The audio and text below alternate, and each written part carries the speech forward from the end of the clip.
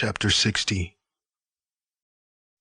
Then on the 89th day, Satan came to the cave, clad in a garment of light, and belted with a bright girdle.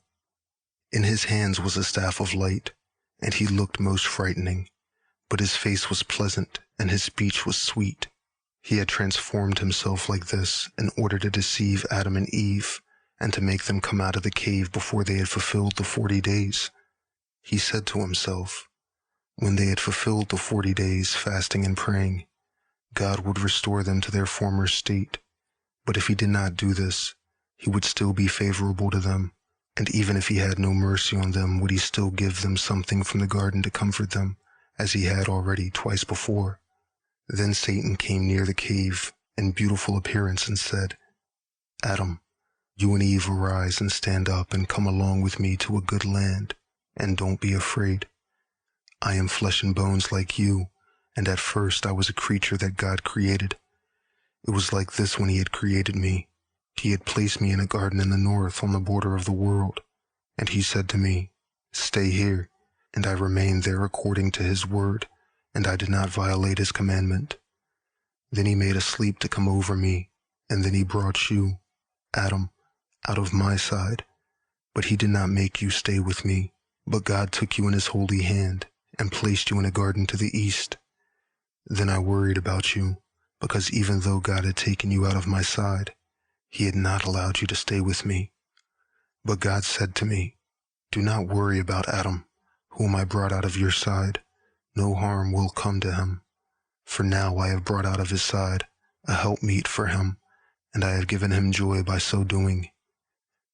Then Satan spoke again, saying, I did not know how it is you came to be in this cave, nor anything about this trial that has come over you until God said to me, behold, Adam has transgressed, he whom I had taken out of your side, and Eve also, whom I took out of his side, have sinned, and I have driven them out of the garden. I have made them live in a land of sorrow and misery, because they transgressed against me, and have obeyed Satan. And look, they are suffering to this day, the 80th. Then God said to me, get up, go to them, and make them come to your place, and do not permit Satan to come near them and afflict them. For they are now in great misery, and lie helpless from hunger. He further said to me, when you have taken them to yourself, give them to eat of the fruit of the tree of life, and give them to drink of the water of peace, and clothe them in a garment of light, and restore them to their former state of grace, and leave them not in misery, for they came from you. But grieve not over them, nor be sorry of that which has come over them. But when I heard this, I was sorry, and my heart could not bear it for your sake, and I could not wait, my child. But, Adam, when I heard the name of Satan, I was afraid, and I said to myself, I will not come out because he might trap me as he did my children, Adam and Eve. And I said, God, when I go to my children, Satan will meet me on the way and fight against me as he did against them. Then God said to me, fear not.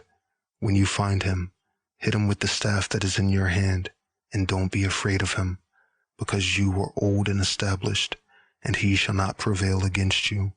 Then I said, O my Lord, I am old and cannot go. Send your angels to bring them. But God said to me, angels are not like Adam and Eve, and they will not consent to come with them. But I have chosen you, because they are your offspring, and are like you, and they will listen to what you say. God said further to me, if you don't have enough strength to walk, I will send a cloud to carry you, and set you down at the entrance of their cave. Then the cloud will return and leave you there. And if they will come with you, I will send a cloud to carry you and them. Then he commanded a cloud to carry me up, and it brought me to you, and then it went back. And now, my children, Adam and Eve, look at my old gray hair, and at my feeble state, and at my coming from that distant place. Come with me to a place of rest. Then he began to cry and to sob before Adam and Eve, and his tears poured on the ground like water.